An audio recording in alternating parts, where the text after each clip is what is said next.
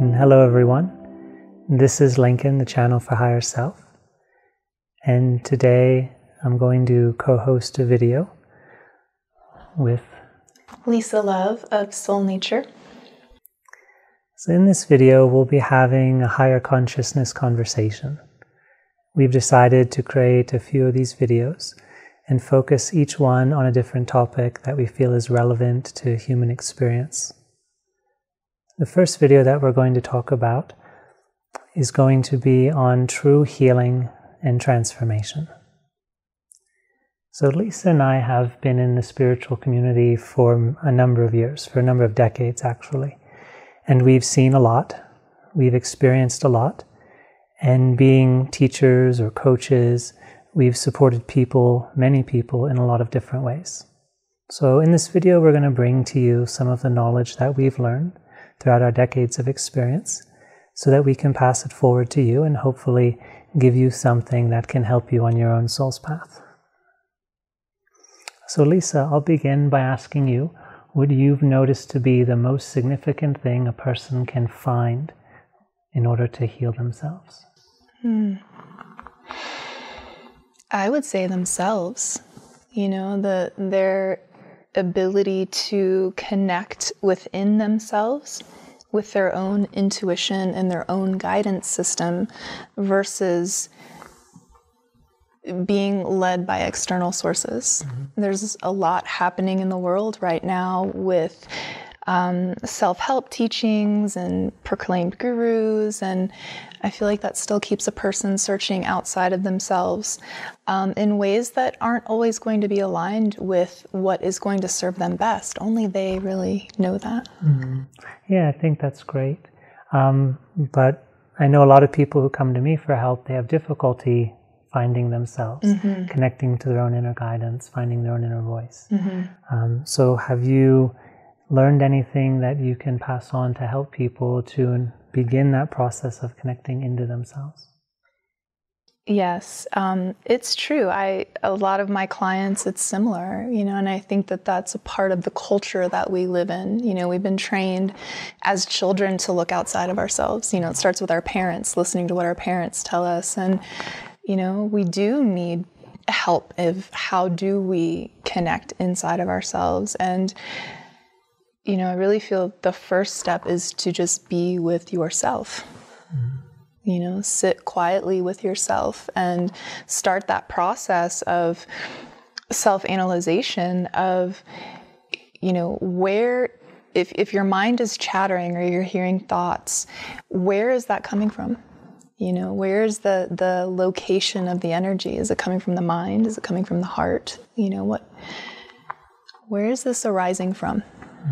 And following that, tracking that inside of yourself. I also feel nature is a really powerful place to be with oneself, and the quiet of nature can also teach us a lot about ourselves. Yeah, I think you've presented a number of really good points.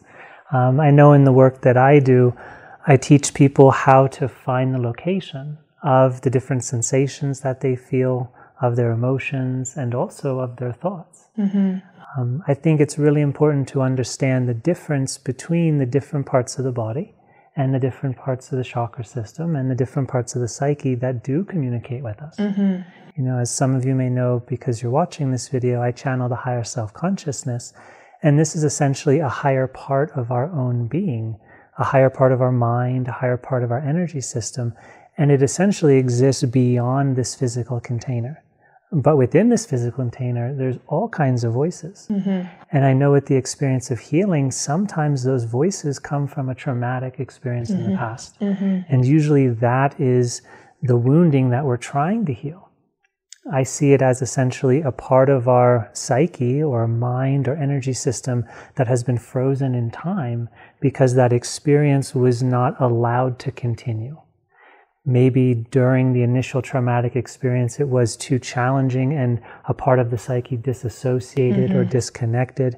Maybe the consciousness was fully present during the trauma, but afterwards there was not proper support by parents or community in order to help bring a type of understanding or a completed emotional process that then would resolve this stuck traumatic part.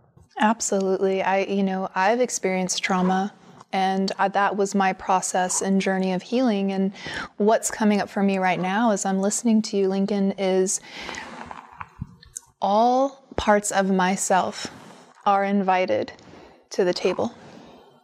And if we deny any aspect of anything that we're hearing inside of ourselves, or any sensation or emotion, and we block it and we push it away because it's too much or it's too intense or we're afraid or whatever it is, it's not right, then that part of ourselves, it's isolated. We're not fully whole.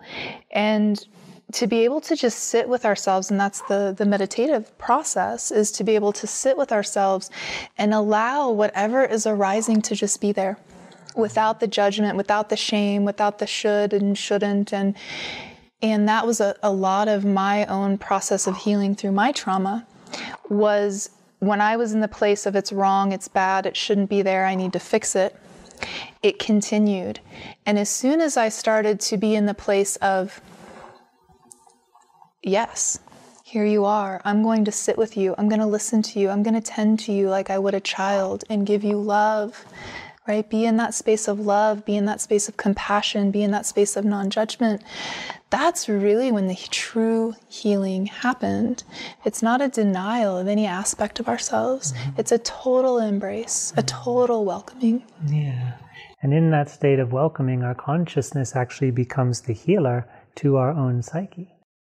The soul becomes the healer of this body. And I know with, being a channel, I experience so much of my own personal life and personal reality as this state of consciousness having a body. And I see that I'm the guardian, I'm the caretaker of this physical body.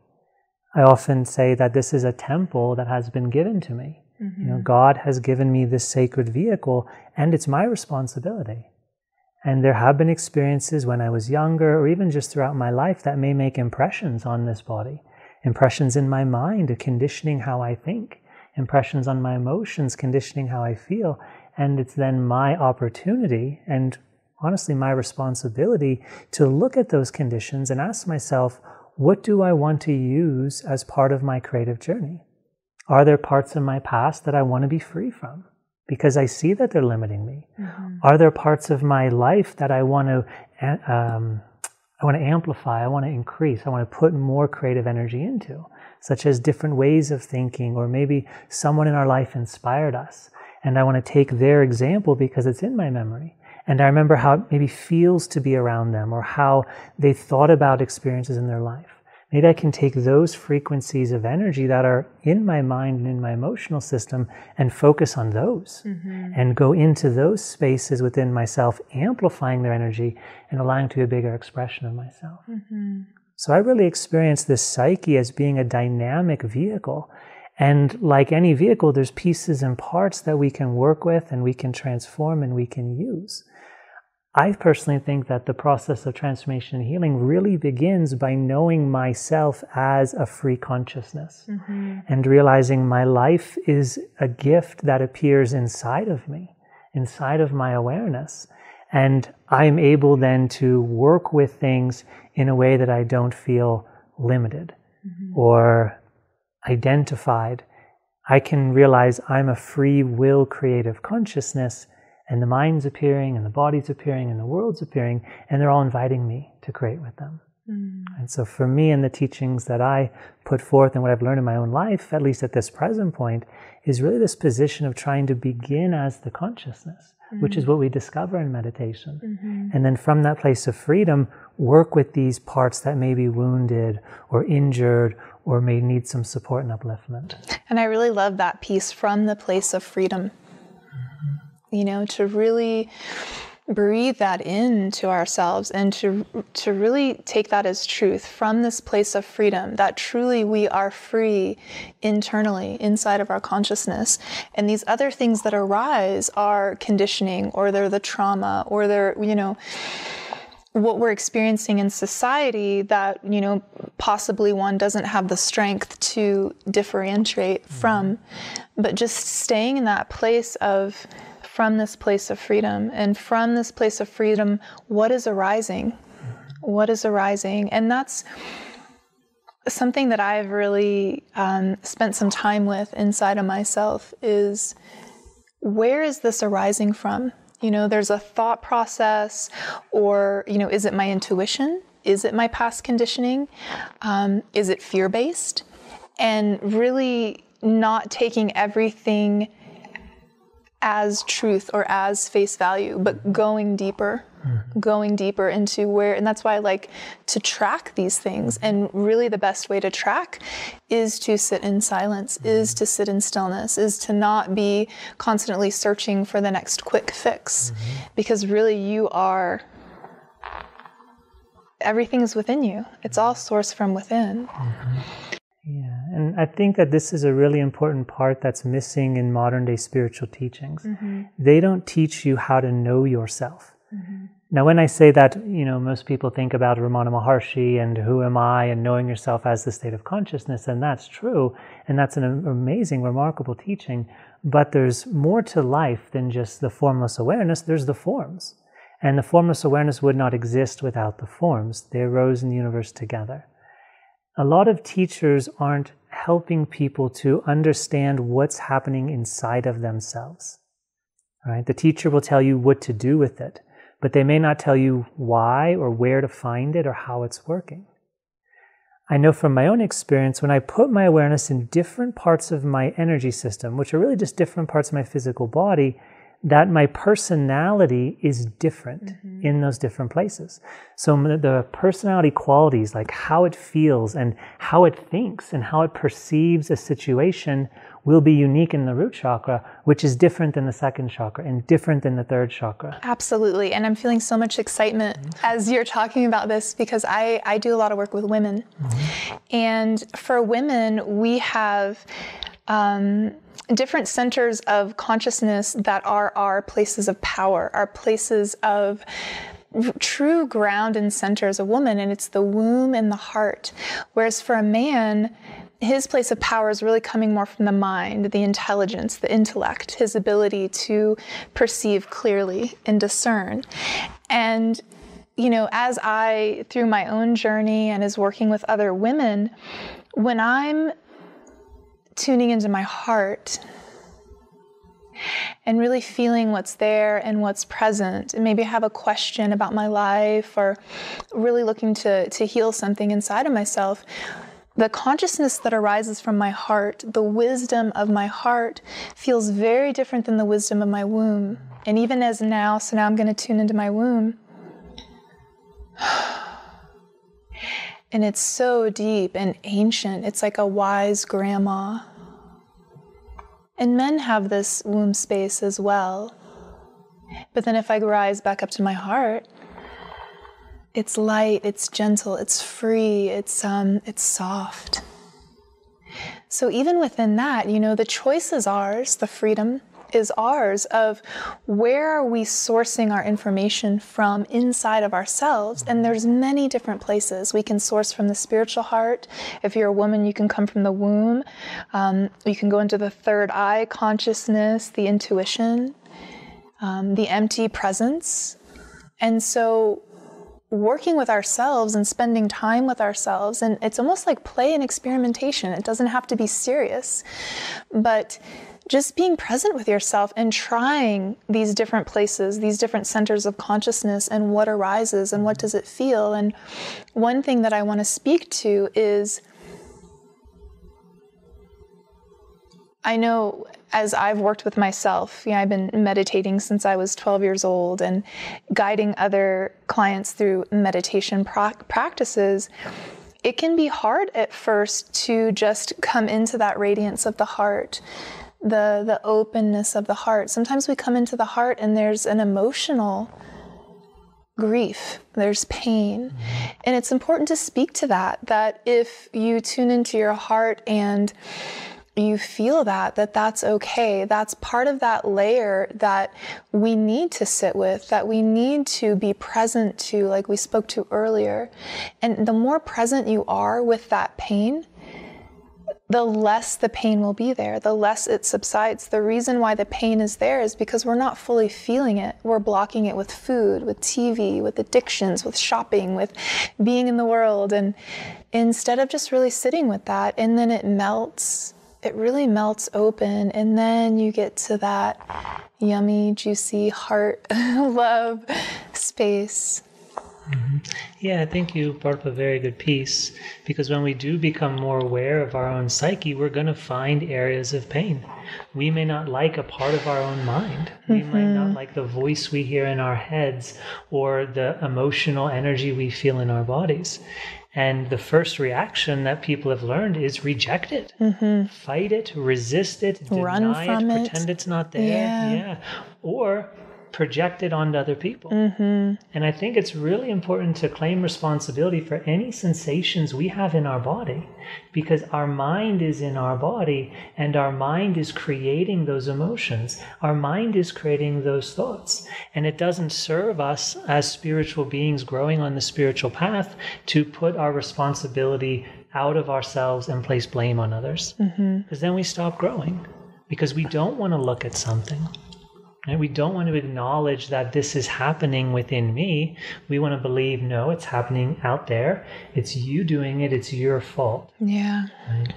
But it's really empowering to come into a place within ourselves and be strong enough to say, you know what? This is mine. This is my karma. This is my emotion. This is my thought process. Because when we step into a place of responsibility and we really claim it, now our consciousness is holding it. And now the transformational process can start. True healing and transformation. Exactly, And so we meet it, like you said, in that energy of unconditional love, right? Not judging it, but being that caring, loving space. Right? We have to be the healer for our own minds. Yes. We have to be the healer for our emotional energies. And just the act of being present with these emotions begins that healing process. Because as you know from doing meditation work, when you put an emotion in your awareness, the emotion is given permission to open up. And most areas of pain and difficulty are actually tight sensations in the body. All the negative emotions are constricting, and all the positive emotions are expanding. And I'll use positive and negative not in good and bad, but rather in expanding and increasing in vibration, increasing in strength of energy, or contracting, right? Going in that internal restrictive place, right? Cutting off a life force supply. Yeah. And so by putting our consciousness onto the emotion, we go into that space. Our soul or our consciousness's energy goes into that emotion and it feeds it and nurtures it and starts allowing it to open. Yeah. But sometimes, as you know, you hit a wall, right? A part of yourself that is really terrified or really upset, really angry, really offended. You know, some part that wants to protect itself. And that challenges us as a soul, right? Because the body feels pain. The body's uncomfortable. So what do we do in those situations where that emotional energy is so intense that we really don't want to be there? And even beyond that as well, we don't have the skills. Where do we learn the skills of how to really be with ourselves in presence into that and not run from it? And that's what I'm seeing happening in the spiritual communities and the spiritual teaching. It's, you know, becoming reliant on the teacher, which we do need at a time, right? Say you're learning to play the guitar and you have no idea how to play the guitar, you do need to go to someone more proficient who is really good at playing the guitar, and then they teach you the skills. You take it back for yourself and you practice and you practice and you practice, and maybe you come to another area where it's like, okay, I need to go back to my guitar teacher. And I would say the same in these ways, because what are we learning in our online worlds today? You know, we're not really learning these proficient skills of how do we move with that intensity. And I would say, you know, it's really being in that state of awareness. It's really a self-awareness piece of, oh, look at this. And meeting it with love, meeting it with curiosity. That's one of my favorite things, of being curious. Because as soon as we get into the judgment, oh gosh, there I go again. Well, what about, oh, isn't this cute? Isn't this funny? I'm curious about this. Why am I responding this way? And a sense of lightheartedness. And taking it to the quiet place, not trying to run from it. We're not going to die because we're having these intense emotions. Nothing bad essentially is going to happen. And also, reaching out. If you know that you've come to a stumbling block in a place that you don't know how to move beyond, you don't have the skill set for, then it is time to learn new skills, and that's okay. You mentioned a lot of teachers in modern day teachings, and I think when you're looking for someone to help you to work through these genuine human problems, these really true, authentic human struggles, right. I think you need to find a teacher who actually talks about it, who actually knows how to work with it, who actually experiences that level of understanding in themselves. A lot of students will come to me and ask questions, and I receive emails, and they'll say this great guru, he's going to give me enlightenment, or they do Shaktipat, or, they have siddhis, and is that going to help me? And I look and I say that these are all disconnected things from the experience you're having. Investigate yourself. And if you're realizing, I have an unresolved issue with a parent or a lover or something in my life, maybe I need to go to someone who actually understands what my lesson is right now. Right? So many spiritual teachers, I feel, are in denial of their humanity. A lot of spiritual teachers, when I look at them energetically, their consciousness is up here. They have a strong voice, they have a strong mind of information, and all of this is very weak because their soul is too afraid to come into their own body. Right? Their soul consciousness has not yet learned how to awaken the lessons of love and compassion and everything we're talking about within themselves. So their consciousness isn't embodied. It's a projection. Yeah, their chakras are still really small, unable to contain the free will creative being. And that's why these teachers get reactive. Some people say, I love this teacher, but then I had a session with him and he seemed to judge me and he got real frustrated with me. I say, well, that's his own lesson. It's not your fault. He got frustrated with you because you were presenting something to him that he had not yet worked through and transformed within himself. Maybe you were actually a lesson to him. Now, you weren't the teacher of the lesson, right? Life is the teacher for all of us, I see. But you showed up to give him a lesson, and you may not even realized it. Right? I get taught all the time by all the people in my lives. Sometimes I even say my students and the work they do teaches me more than anything else. And Absolutely. I'm not above learning. The life is infinite. It's eternal. It's constantly expanding with forms. I think we're never done learning. And I think what you said, having that approach of curiosity is so important with everything. Because once we lose that desire to learn, that curiosity and exploration, then our mind becomes tight and rigid. And we're trying to uphold our concepts. And we're using all this contractive force. And our life becomes limited. When we can be curious, our mind opens up and it allows new things into us. And so curiosity for the mind is a similar quality as forgiveness is to the emotions, right? Forgiveness lets go of everything we are holding on to, everything we think we know, everything we feel, and it allows for something new to come in, right? We let go of the past emotionally with forgiveness. We let go of the past in the mind with curiosity, with a desire to learn new things. And so this opening, and we feel it in our body, that's how we know we're there. Right? It's so important we learn how to try to feel this opening within us. Because if you can sense the energy body, you can really start to transform any emotion. But again, to get to that place of sensitivity, you have to practice meditation or mindfulness. You have to quiet down this thought process and then learn how to be that state of awareness and then not be afraid to go into your body and to feel what's there. Because your body is actually a blissful place. As I speak with you, my body's vibrating with life energy. It's really excited. It's real happy. It's full of life.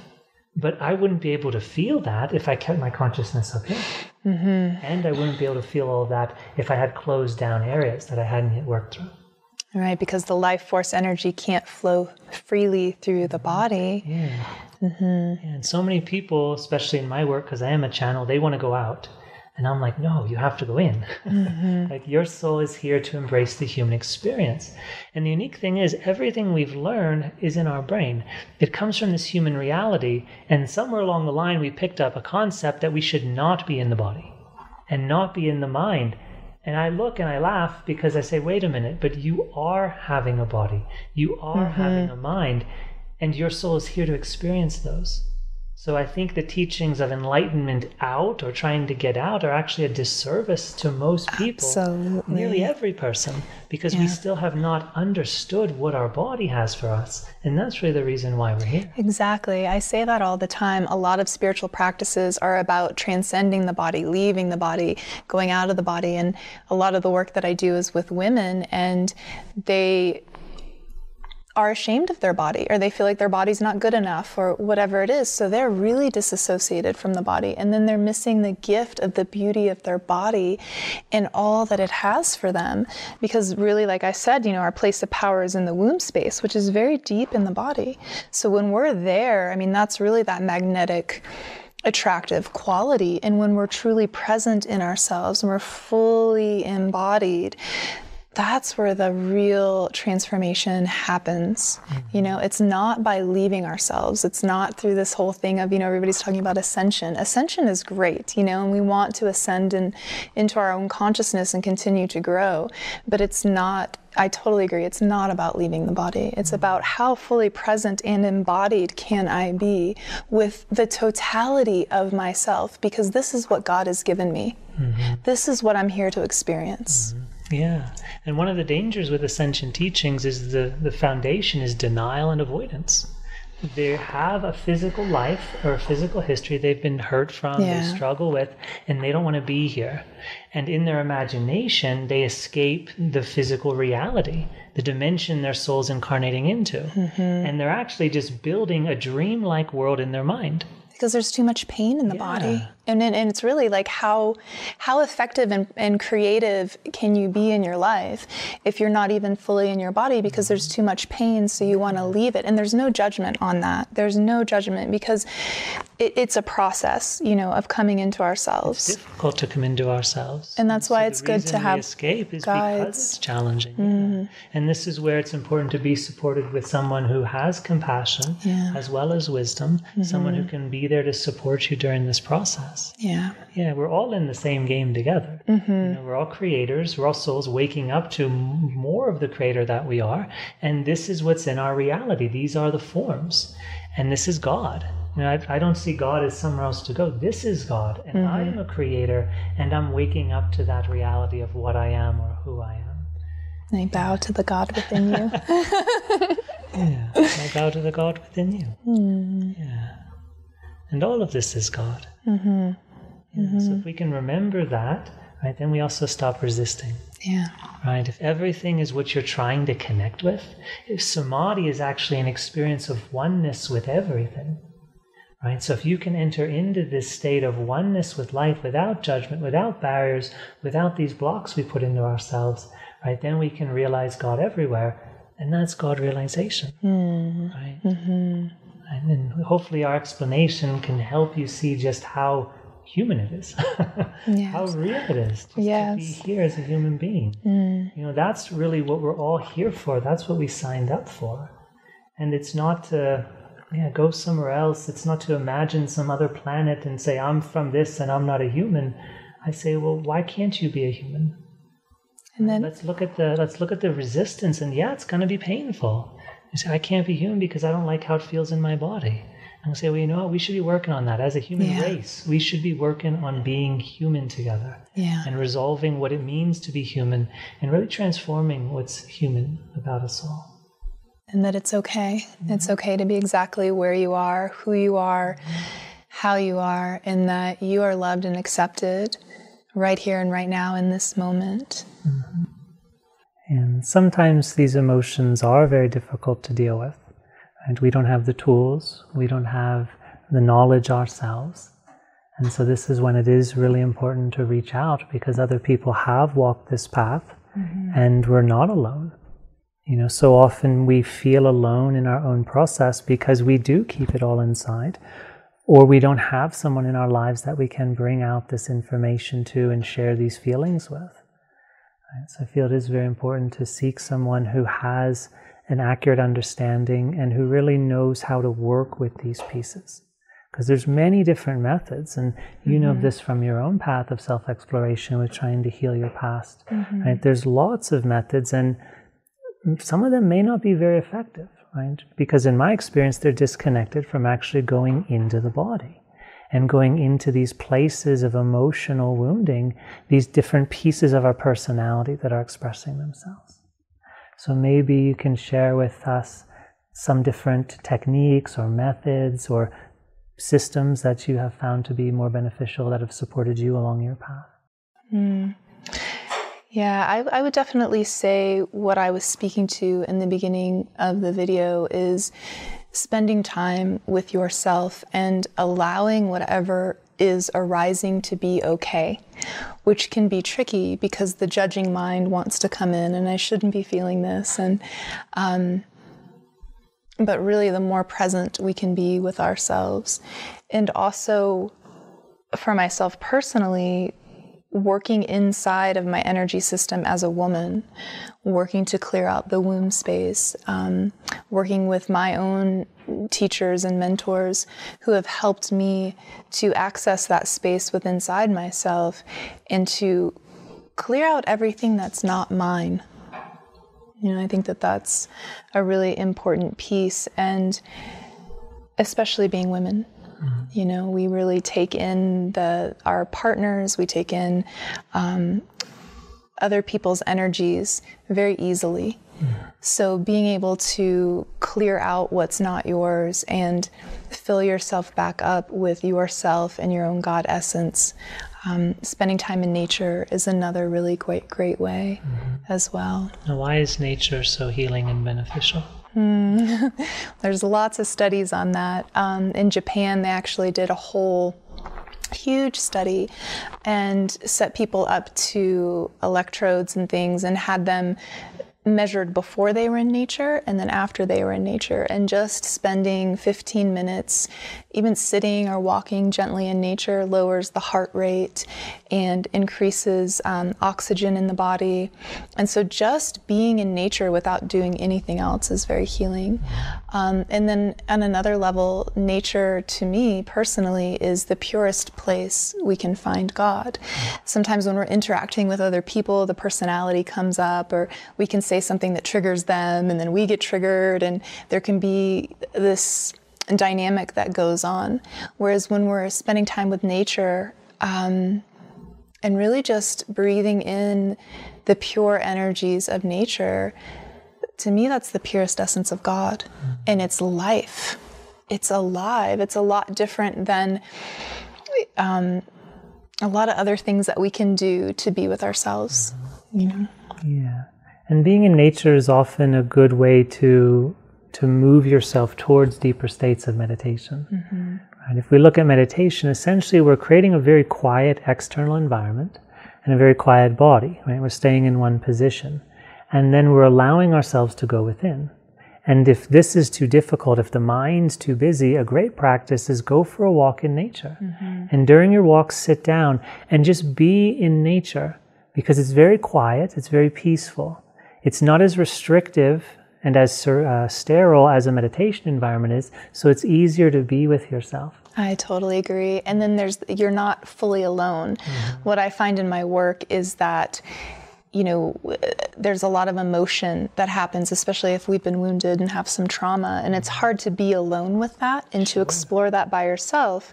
And so that's when it's nice to have a guide or a teacher or, someone who can be with you in that space. I find my clients really go deeper into that emotional process, and you have someone there to help you with that versus being alone in your room, lighting a candle and meditating. And nature is very much the same. You have the trees, you can look at the sky, and maybe an animal goes by. And so there's this sense of oneness, this sense of, wow, I'm connected to all of life. All of life is here to support us. Nature is here to give us life. And so by being in nature can be a really great first step to help with working through those deeper places that may be painful at first. Yeah. And I think so much of what people know of as our world is the industrialized aspects, right? It's the cities, it's the technology, it's the hard, rigid concrete buildings TV and walls. And so a lot of our difficulty and our feeling of aloneness is because we contain ourselves in the man-made world. And the man-made world, I mean, quite honestly, it's made of dead things. And it's not a judgment. Like, look at the building that you live in. It's lumber, right? It's no longer a living tree, right? Look at, I mean, even the food that most people eat, it's so heavily processed and it's filled with preservatives and chemicals that are in such a slow state of decomposition, right? It's like death, right? Whereas if we eat living food, if we picked it off the tree, it's still growing the moment before we pick it, right? And we're in nature, we see things growing. We essentially are experiencing trees breathing and the earth breathing. We're experiencing life everywhere. Yeah. And we can breathe that life into our body, as you were mentioning earlier, when we have the pain and the hard, rigid places, the life's not flowing through. So to spend time in nature and breathe in life, breathe in the energy of the trees, breathe in the energy of the sun, breathe the energy of the earth up through your body, you're actually, nature is here to support us. It's here to give us life. And so that also starts to help open up the energy body and heal and cleanse the energy body. It brings life into us. Oh, yeah. Yeah, just spending time in nature is incredibly cleansing and healing. In many ways, the vibration of the natural world of trees and animals is higher than the vibration of most human beings. Yes. This is why when you go into nature, you feel cleansed, you feel uplifted, you feel better than when you're in a city around all these other human energies. And so I think humanity has not learned how to cleanse and heal their psyches. And after generations of time, the ancestry has passed forward pain and wounding. Yes. And we're at this end result of decades of time of unresolved, unexamined, unprocessed human trauma. In the natural world, the animals and the plants, they know how to move through this process in a very natural way. They just shake it off, literally, through the nervous system. And we don't shake it off. We hold it tight and rigid. We deny it. We run from it. We eat it away. We watch it away. So many different things. Instead of the animals, they'll be with it. Yeah, and so if you need to cry, cry, and you'll feel better afterwards. And don't be afraid to let your body shake. Right, because there is a charge of energy in your nervous system held in these different centers of consciousness called chakras, right? And these energies need to be released. They need to be opened up. And to do that, we have to feel them.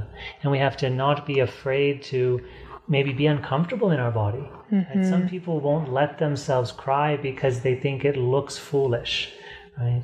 But if we constantly are blocking that natural emotional expression, it's going to manifest as a physical illness. Right? Because all that tension, it restricts the life force energy from flowing through the currents of the body, right? Like in acupuncture or Chinese medicine or Qigong or Reiki, any of these theories and sciences of energy, those channels become blocked when we hold back, when we deny, when we are afraid to let ourselves have an experience. And so if we allow ourselves to do this, realizing it's part of the healing process, right, then the body's energy opens up, the channels of energy flow better, and healing physically and emotionally takes place. And it's really just a willingness to allow yourself to do what nature wants to do. Right? The body is programmed to live. Like every desire your body has is to continue the life of your body. Right? If you're sick, you want to rest. Don't fight it. Rest. Your body wants to rest so it can heal. And then you can wake up the next morning and you feel better. Right? The body wants to be active. Don't be afraid to be active. Don't judge physical movement as negative because you see meditators sitting on the ground all day long. Like some people come to me, well, I shouldn't be exercising. Why not? Well, that's another part of wanting to leave the body, and what we were speaking to earlier about actually being in the body is the true place of human creation. You know, we have to be in the body to really manifest our desires into this world. Yeah, it's funny. It's actually interesting. I read a YouTube comment from someone a few weeks ago, and they explained to some other commenter about my teachings.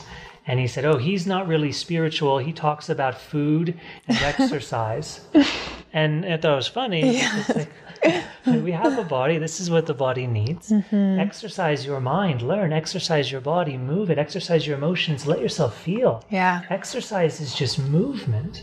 And if we restrict movement, we're creating death. We're creating decay, right? If the body doesn't move, it gets sick. It ages faster. If the mind doesn't move, it gets dull. It forgets. It has Alzheimer and memory loss. If the emotions don't move, we suffer. We feel disconnected, alone, and separate. We have to exercise all the parts of our form-based human being so that we reconnect to the world and then experience the oneness. It's not just a concept, and it's not somewhere else to go. The oneness is opening up to this reality that's appearing in your consciousness. Right? The oneness isn't a different place to get to. The oneness is an experience of your consciousness related to what's appearing within it. And it's easier to experience oneness when you're in a dimension of like one light. Right? You go deep within yourself, you find the source light that's creating you, and it's very easy to be oneness because it's one thing. But now be in this complex creation, a more advanced version of the universe, right? Where there's so much more that the one light is doing. Now, can you have oneness here? Can you feel your heart open in love here? You know, oftentimes people want to get back to where we came from, back to the source. And I say, well, I've been there in my meditative states, and there's only one thing happening. It's blissful, it's great, but there's only one thing happening. And the mind that we have as human beings comes from that one place. And all the colors and lights and sounds and feelings, it all comes from that one place. We're in the one place right now. It's just appearing as the unlimited potential of God's consciousness. Right? So this is not separate from that white light. Now, if we can realize that, then we can experience all that bliss that's in your heart and that's everywhere in your consciousness. Right? We can experience that here with all the forms. Right? But we have all these concepts and all these beliefs about separation and closing down and denial. I think one of the most beautiful teachings is just to silence your mind. Right? That was my whole path. For so many years, all I wanted was a silent mind. And as a result of silencing my mind, I went through an internal awakening and transformation that the body did on its own and the mind did on its own. It's like my body was designed to be healthy. Foods that didn't taste good, I stopped eating. Foods that didn't make me feel good, I stopped eating. Ways to move my body that didn't feel right, I just stopped doing. I didn't care if someone was saying this is the best exercise or this is the near superfood. If it didn't make my body feel good, I wasn't going to put it in there. Right? And as I just listened to the natural wisdom of nature within my form, the natural intelligence of God in my forms, life taught me. Right? Life taught me how to work with my emotions. I had to learn how to listen. I had to learn how to trust. I think that I should say my experience, it's more than just a thought. My experience is that all the forms of life are designed to ascend. They're growing constantly towards their own awakening and states of enlightenment. And we as soul are also a form. Right? We're a form of God's creation. Our consciousness is a form. Right? It's a form of formless awareness, right? Formless awareness, intelligence, and energy, but it's still a creative structure. And that's evolving. And if we know how to listen to our awareness, which is silence, and listen to our intelligence, which is that silent place of knowing, and listen to our creative energy, which is that feeling of life expressing itself, if we can listen and connect with that state, we will evolve naturally. If we listen to the body will get healthy. If we listen to our mind, the mind will figure itself out. And one thing, just to wrap this up, because I know you want to talk for a moment. It's okay. You've got good stuff to say. Yeah, thank you.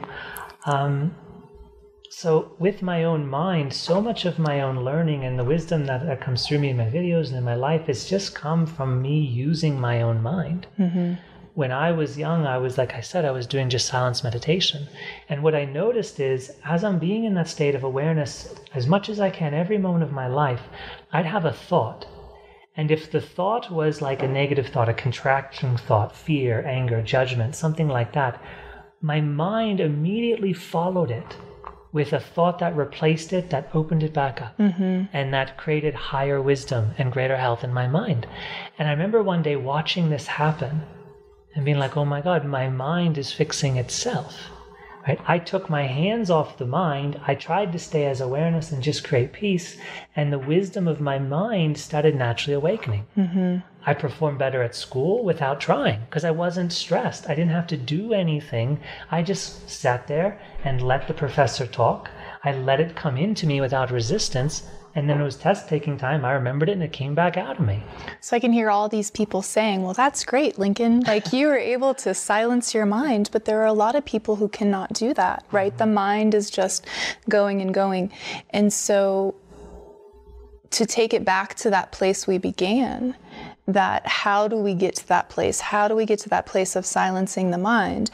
And it's through practice. Exactly. You know, you really took a lot of time with that. I dedicated everything to it. Right. I took everything unessential out of my life. And I would sit and I would meditate hours a day, or I would learn spiritual teachings hours a day. I'd learn and then I'd sit and meditate. You'd practice. And I'd learn, I'd sit and meditate. I'd do that every day after school and before my classes. Yeah, I think it's important to speak to that because it's not like you just naturally went into a silent mind. You had to this. Right. Yeah. And as did I. I think that's something we share in common is that at a really young age, we put our spiritual path above and beyond everything else in our lives. And for me, it was meditating in nature and spending time in nature. And that's where I really found my silence. And so it's a different approach, but it wasn't immediate. It was this desire that was coming from the heart. It was a yearning, a real yearning to know something different than what has been given in this world, in this society today. So that practice, that effort, the dedication, and finding other people on the path that you can connect to, friends and people who also are dedicated to that. I have people who tell me all the time, oh, it's so nice to be around you because you're living a spiritual life where not a lot of people are. So where in your community can you connect with other people who are living spiritual lives, who can keep you inspired and engaged in your own spiritual pathways and practices? It's very important. Yeah, you don't have to feel alone in your spiritual path. You know, we're all wanting the same thing. We're all at different places, but we're all traveling the same journey together. And we shouldn't be afraid to present this spiritual part of ourselves to society. And it's not about how you look or how you dress. It's really about being authentic to you, letting yourself use your voice, speak what you think, let yourself feel what you feel, do in your life what brings you pleasure, even if it's not maybe understood by your parents or your family.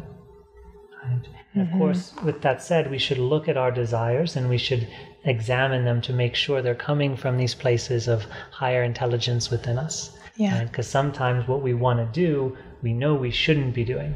Right? Because a part of us is saying, no, that's really not taking us to a higher state. Right? Sometimes we indulge in things that keep us in these low states of vibration.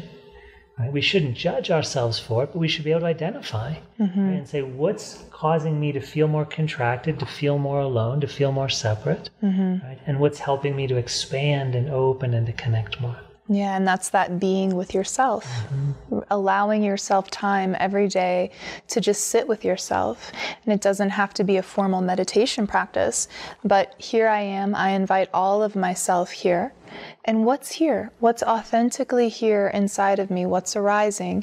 And using the discernment, using the power of the higher wisdom, the higher guidance to be able to discern, okay, where is this thought going to take me? Where is this desire going to take me? And looking further down the path instead of being in the moment and being reactionary to that immediate thought. But the only way we're going to be able to get there is to really be with ourselves, to really sit with ourselves and engage with ourselves in a place of silence and not be distracting ourselves with the newest and latest spiritual techniques, you know? Yeah, take your consciousness that's up here and put it down in here to where your desires are coming from and where your emotions are coming from. You know, most people are going to stay up here and they're going to live in their thoughts and all the concepts they've been told. And they're missing what's creating inside of themselves, and that's the intelligence that's down here. So we're actually bridging the mind and the emotions. We're bringing these two together, and they meet in the heart. Right? So if we can have enough trust and confidence in ourselves to learn about ourselves, to be curious, to explore ourselves, and just to go inside of these emotional states, right, then we're going to awaken to these new parts of us. Right? And it might be frightening at first because you've never been there. Yeah. Right? But it's actually a very peaceful place within your body. Right? It's very welcoming. Okay. I think that wraps it up. Yeah. Okay. So I hope you enjoyed listening to us talk, and I hope that some of the information that we shared becomes a blessing in your life. And I hope that the energy that you felt from us enriches your heart, helps you feel accepted, honored, loved, and seen.